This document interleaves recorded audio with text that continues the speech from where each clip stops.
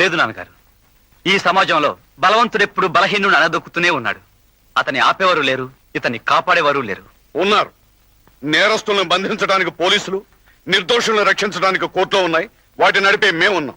మీరు ఎక్కడున్నారు? కోర్టులో 4 గోడల మధ్య బంధించబడి ఉన్నారు. ఆ బలహీనుడు తన గోడు తానుగా వచ్చి మీతో చెప్పుకోలేడు. అందుకు న్యాయవాది కావాలి. ఆ లాజేత మాట్లాడిన తాటి 100 వెళ్ళిపోయాలి. 190 మంది కూటికి లేని పేదవాళ్ళు నా దేశాన మంది.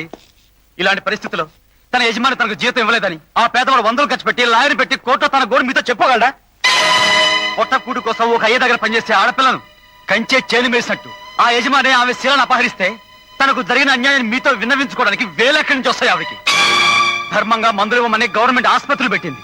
ఉచితంగా ప్రజలకు చెందవలసిన మందుల్ని బ్లాక్ లో అమ్మేసి మందులు ఇవ్వమని తోసేస్తుంటే ఒంటి మీద గుడ్డన లేని ఆ నిరుపేద తనకు జరిగిన అన్యాయం మీతో చెప్పుకోవడానికి 100 వేలు ఎక్కడి నుంచి తీసుకొచ్చిస్తాడు?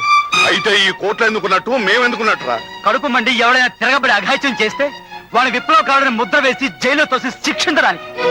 మీ న్యాయం, మీ చట్టం ఈ దేశంలో ఉన్న పీడిత ప్రజల కోసం కాదు నాన్న, డబ్బున వాళ్ళు కాపాడడం కోసం. మీ న్యాయం మీద, మీ చట్టం మీద నాకేం మాత్రం నమ్మకం లేదు. న్యాయం గల మార్గంలో నాకు న్యాయం తోచిందని ఆచరిస్తాను అంతే.